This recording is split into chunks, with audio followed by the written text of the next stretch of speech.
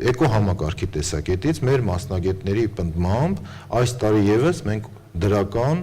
արդյունքներ ենք ունենալու։